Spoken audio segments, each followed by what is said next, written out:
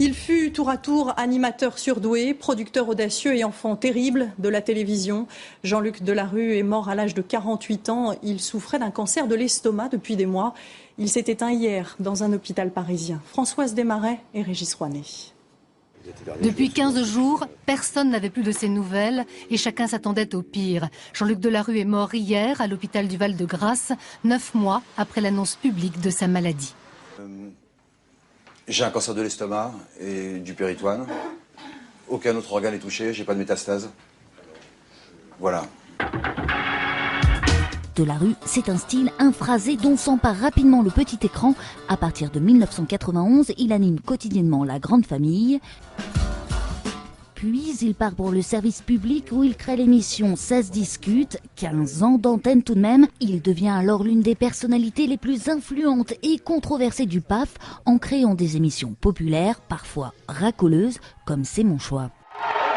Seulement, rapidement, son image de gendre idéal est ternie. Jean-Luc Delarue multiplie les ennuis judiciaires, plainte de salariés de sa société Réservoir Prod.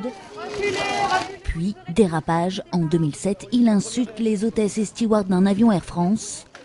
En 2010, il est placé en garde à vue dans une affaire de stupéfiants. Il tente ensuite un retour à la télévision, seulement comeback de courte durée. Malade, Jean-Luc Delarue doit cesser de travailler. Il avait 48 ans.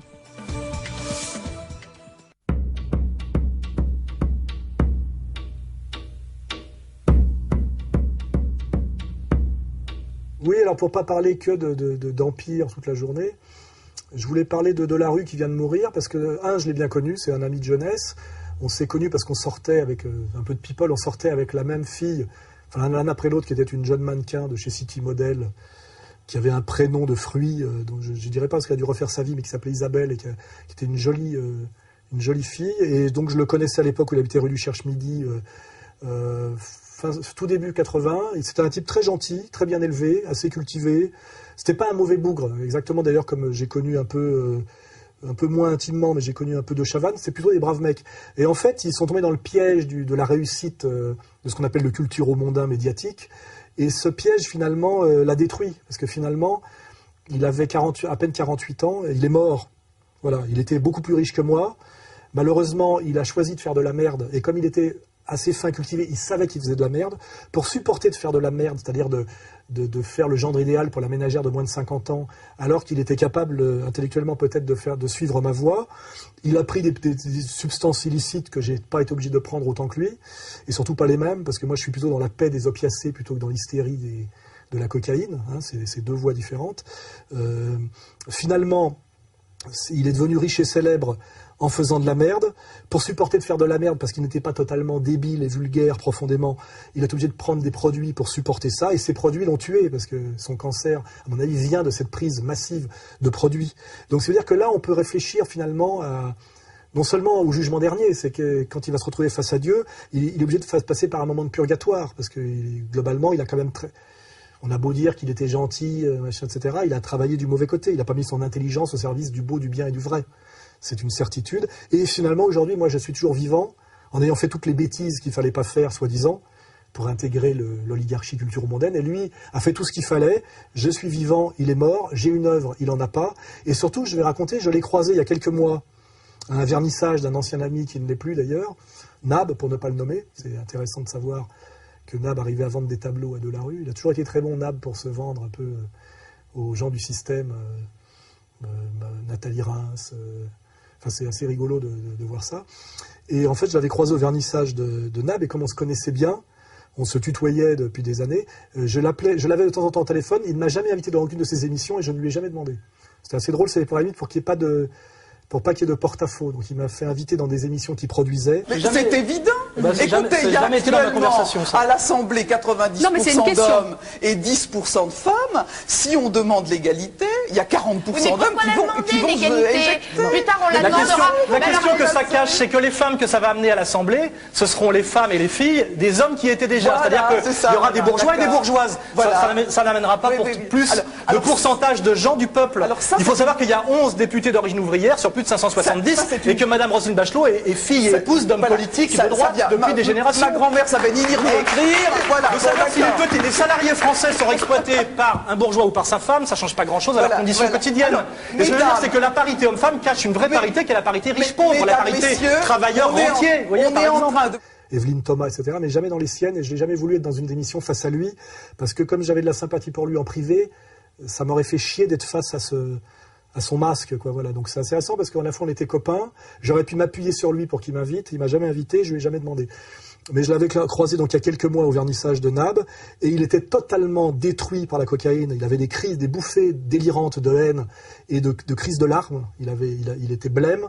On voyait physiquement qu'il était très abîmé, il avait le visage cireux, il a voulu casser la gueule à un photographe de manière hystérique à un moment donné, donc il avait des bouffées de haine, et à un moment donné, ce qui était très triste, c'est qu'on s'est parlé 5 minutes en privé, et il m'a tenu la main et il s'est mis à pleurer, tu vois, et j'ai vécu cette chose-là 2 fois dans ma vie, avec Jean Lernalier. À un moment donné, quand Jean Lernalier m'a dit un jour, tu sais, moi aussi je suis un mec bien, il s'est mis à pleurer, et j'ai eu la même chose avec Delarue, qui m'a pris la main, Alain, etc., me regardait dans les yeux et avait eu des larmes aux yeux. Et je me suis dit, pour qu'un type qui est millionnaire, gendre idéal, une réussite totale, et c'était avant sa chute pour la cocaïne, hein, c'était avant, donc il était encore au top du top, hein, me prenne la main en pleurant, avec une espèce de respect, de dire en gros, quelque part, j'ai raté ma vie, peut-être...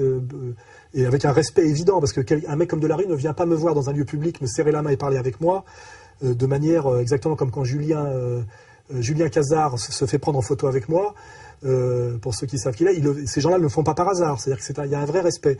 Et donc là, Delarue vient de mourir, je pourrais l'insulter ou me moquer de lui comme je me moque d'un mec pour qui j'ai beaucoup plus de mépris, comme Guillon. Delarue était plutôt en privé et humainement un mec plutôt bien, un mec fin, cultivé, assez charmant. Et malheureusement, d'avoir fait de la merde dans la télé de masse, à l'époque, El Kabash, il ne faut pas oublier qu'El Kabash est derrière tout ça, hein, comme toujours. Hein. On retrouve toujours le même genre de gens. Finalement, ça l'a tué. Voilà. Et là, il y a une justice immanente. Hein, je veux dire, voilà. Je ne l'insulterai pas, mais c'est une justice immanente. Il a péri par là où il a péché. Et c'est important. Il est important de croire à la justice immanente, qui est finalement le mot discret de la justice divine. Parce qu'il n'est pas normal que les méchants ne soient pas punis et que ceux qui ont choisi le mauvais chemin triomphent. Voilà. Donc, sa mort m'a fait de la peine. Je savais qu'il allait mourir, j'en étais certain, il avait un cancer incurable et je savais qu'il allait mourir, c'était écrit, donc ça ne m'a pas étonné. Et j'ai déploré sa fin, mais en même temps, elle est totalement morale et justifiée, et lui-même sans doute le savait et le reconnaissait. Voilà. Et donc, je dis que c'est un exemple, ça doit être un exemple pour les gens qui m'écoutent et les gens qui se posent des questions sur ce que c'est que la vie, c'est-à-dire la vie ici et la vie au-delà, pour ceux qui croient réellement en Dieu. Parce qu'on croit en Dieu parce qu'on le craint. C'est-à-dire qu'on se pose la question de savoir comment ça se passera quand on sera face à lui. Sinon, c'est qu'on est un menteur et un tartuffe et un escroc. Ou alors, c'est qu'on est un adorateur de Satan. Hein. Et là, ça peut expliquer BHL, Attali, etc., etc. C'est-à-dire que leur Dieu n'est pas le nôtre. Hein. Voilà, c'est le Dajjal, quoi. Hein, voilà. Et donc...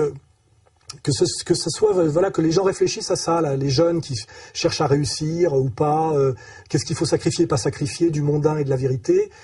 Finalement, il y a une logique et une morale dans la fin de Descoings, pour qui j'avais le plus souverain mépris.